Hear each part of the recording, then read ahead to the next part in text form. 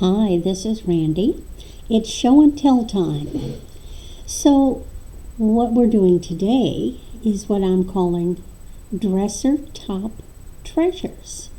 We all have little items, trinkets, and things that we may set on the top of our dresser or a dressing table if we have one. So, what I've got here is a collection of some of my dressing table top treasures. Some I've had for quite a while. They're family pieces, and others are ones that I have just acquired along the way. And I just thought it would be fun to share. So, I even did some history. How about that? So the first little thing I've got here is this beautiful little perfume atomizer. Now, I did look this one up. It's a iRice. And iRice, or the I.W. Rice Company, is actually out of, they're from New York. They were an importer. They did not manufacture. But they got a lot of things from Europe, Germany. They started their import business back in the 1920s. So what I have here is a perfume atomizer. It is hand painted with beautiful little roses and gold scrolls. This is very likely pre-1950. And I say that because in the 1950s is when they started using the plastic inserts for the sprayer, and this one is metal, so that means it's a much older version. The next little item I've got is this. Now this is it's missing a lid. It didn't have a lid when I acquired it. Beautiful, hand painted, of course. And it either would have a solid lid, or it might have had the lid with a hole in it, like a hair receiver. Now on this one, it says it's hand painted, but it says Nippon. Well, Nippon is how Japanese porcelainware was marked between 1891 and 1921. Now, after 1921, it would have just been marked Japan. However, from 1945, I think, to 1952, that was after World War II, then it was marked Made in Japan. And that's one way you can tell the age of the pieces. So again, this is very pretty. I just wanted to have it. Then the next item, and let me make room for this. I'm very proud of this. Look at this. Now this is a complete set. Here is the tray. The tray has a metal frame. The metal frame was actually loose and I glued it back on. And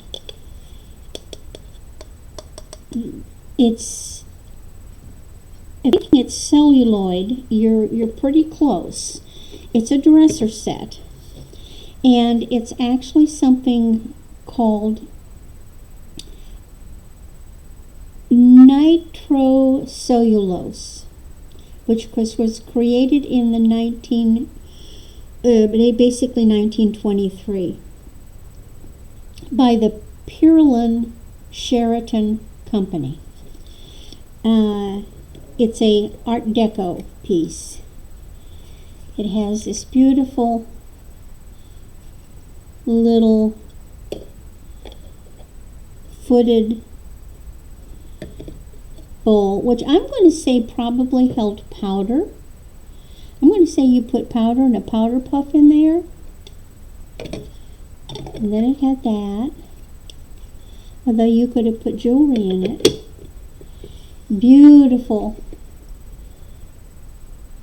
beautiful marbling on it. Lovely piece. Then one of my newer pieces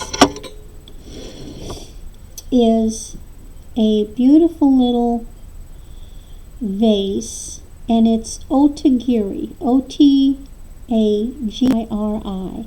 and it's one of the more modern pieces. It's only about 50 years old. Otagiri Manufacturing Company is out of San Francisco, and they started producing beginning in about the 1960s and in the 1970s. And it's very collectible. And I had to fight with the light, because when I had my lights on real bright, I was getting a glare. But it's gold, and it has little purple flowers. Lovely. Now I'm getting into things where I don't have information to look up. This is a beautiful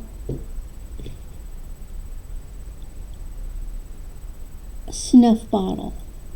And I know it's a snuff bottle because look at this little, see this little spoon, this little thing? That's not for putting perfume on. That's for getting snuff out and snorting it. Now, this is painted from the inside. And I believe that these are Japanese. You see the kimono with the back, the sash, the thickness of the sash in the back? That is pretty indicative of Japanese. So there's a man sitting on a mountain contemplating, and then this side is the lady with the gentleman. Now this is just for fun. This is just a very heavy egg that's covered with abalone shell. And then this is a napkin ring. This is just a little brass napkin ring, but it makes a great little holder for my abalone egg. Then the next little piece I have is this beautiful little lady playing a flute.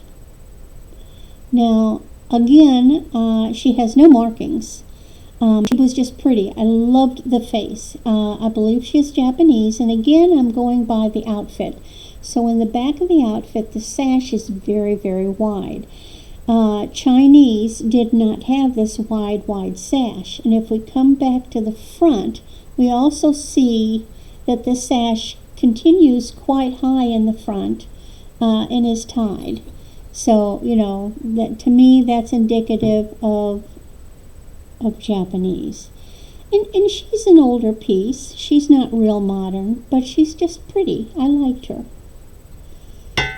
Now, I've got some family pieces. So, let me move things here. These are pieces that came down through my grandmother on my mother's side.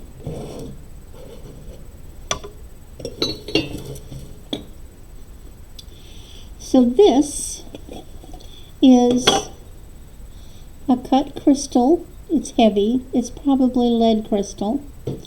And this is just what would be called a cosmetic jar. Maybe women would put lotion in it. Now I did test the top of this and I get silver. So this is silver plated. I know the whole thing is not silver because when I tested the edge, it didn't read. So this piece and this one, which is the hair receiver. Now it's a complete different design. This is pressed glass. This one down here was cut glass, and you can tell because cut glass will have a sharp edge. The pressed glass will have the rounded edges, and this one is not any silver coating on it, whatever, but it's a hair receiver for tucking the hair in. Now it's very possible these pieces could have been my grandmother's mother's. I don't know. Now this one I know was through my grandfather. And this is basically a beautiful glass and silver plated lid for keeping your pipe tobacco. See, there's the pipe. Grape leaves, and here is the last name initial of the family. Now again, I don't know, this was it was my grandfather's who did smoke a pipe, or it was his father's. Now my grandfather, boy, I don't know how long he smoked a pipe, but you know, he was in World War I, so he was a young man in the 20s, so he was the 20s, 30s, 40s, 50s, you know. He died in the 60s. No, I'm sorry, he died in the late 50s. I'm thinking this is an older piece. Now this is glass, but it doesn't have the sharp edges, so this is a pressed glass. And my mother kept these 3 pieces on her dresser for as long as I can remember, and so now they're on mine. Then, this is just fun. This is just a funky little earthenware bowl, and in it I have crystals and rocks and things. So like, here's one of those little sandstone roses. I've got agate. Here's a little piece of rock crystal. Here's a little, what's this one? There's an amethyst point. Here's a half of a chestnut for good luck. Here's a piece of jasper. My gosh, I don't know what I've got in here. Another piece of amethyst, tumbled.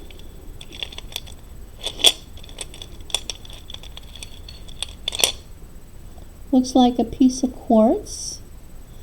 This might even have some rutiles in it. It's hard to tell. And I just keep this on my dresser. It's just my little good luck bowl. Then I've got one more piece. Oh, this is my favorite. And inside of it is this beautiful, I believe this is a cellulose fan. Look at this. This is old.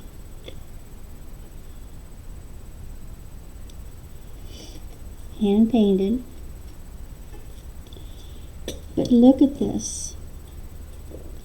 And you see this? It's heavy. It's very heavy. This is porcelain. Oh, it's got, I believe those are Chinese marks. All it does is say that it's not for use in food. In other words, don't put your olives and your celery in it. It's heavy metal, probably brass. So the feet are brass. They look like feathers. This, and the decoration is raised. The enamel is raised, and even on the edge. And it's raised in the middle, and